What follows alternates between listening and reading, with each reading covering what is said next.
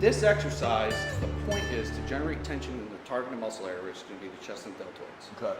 So you want to focus on creating tension in that area. Take about 5 seconds up, 5 seconds down, and just focus mentally on maintaining tension on the targeted muscle area, which is the chest. We don't really care. So I don't even need to go to the bottom. Not really, no. So partial movement, even to the top, I don't have to go. Right, you don't want to lock out Huh. because that reduces the moment arm effectively to zero. And by moment arm, I mean, for instance, say you're holding a weight in here. There's no moment arm between the weight and your body. It's very light. The more you take it out here, the longer the moment arm you create. It's basic physics. The more tension is placed on the fulcrum or the pivoting area, which is going to be the muscle. So right here, you've got the longest moment arm between the chest and the resistance. But when you come all the way up and lock the elbows out, you effectively have zero moment arm. That is why people, without even realizing it, lock out, to give their muscles a break. Yep. Because your body was designed to conserve energy. This method doesn't work if you want to like see how much weight you can lift. Sure. But it works if your goal is to stimulate the muscle. Okay. And get it stronger. Like a 25 on, just you can feel Sure. like a little bit heavier. You got one right there. If you're doing free weights, you're going to want a spotter. Because when you reach failure, So when you say a spotter, does this count? Because I generally train by myself.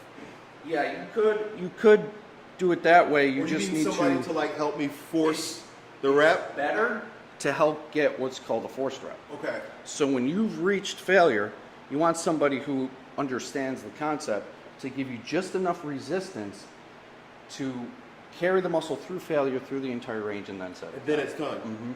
Okay, so that's the kind of failure. It's like Right. I've failed, but I've gotten some help. They compared, those are called set extenders.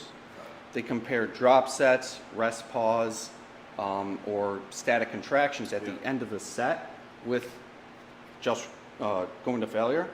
The results are exactly the same. Exactly the same. Exactly the Okay. same. It provides no additional benefit to do a drop set if you're already appropriately reaching failure. So a lot of people find that this helps because they're not training hard to begin with.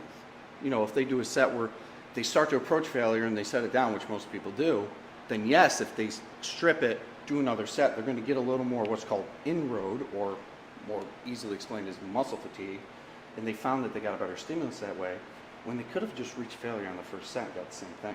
Okay. There's a lot of wasted time in the gym, and it's simply because people just don't understand the physiology of training and stimulating the muscle. Okay. Well, you're going to show me, and we're going to Yeah. do it now. We're going to do it with 95 pounds. I kind of like the idea of going light.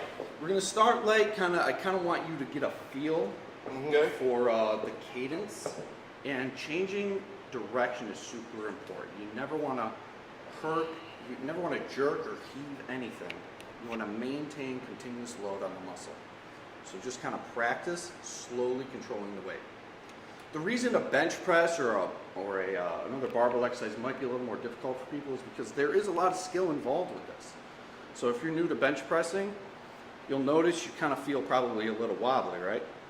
That's where a machine kind of comes into play and is a little more help because it kind of eliminates a lot of the skill component there. Just focus on just controlling the weight and placing tension on the chest. And when it comes to breathing, you want your face and jaw to be as relaxed as possible and just continuously breathe. Unlike powerlifting, where you want to hold your breath for the Valsalva maneuver, Right. you want to just continue to breathe.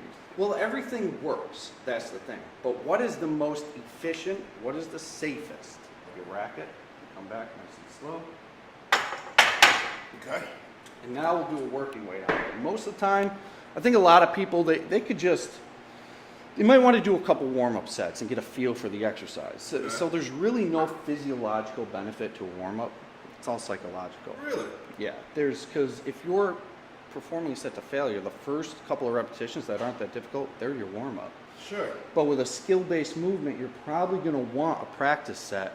It's like taking a practice swing with a golf club, right? You're probably going to want a practice set just to kind of get your nervous system ready for this muscle recruitment pattern. DoctorsToTrust.com.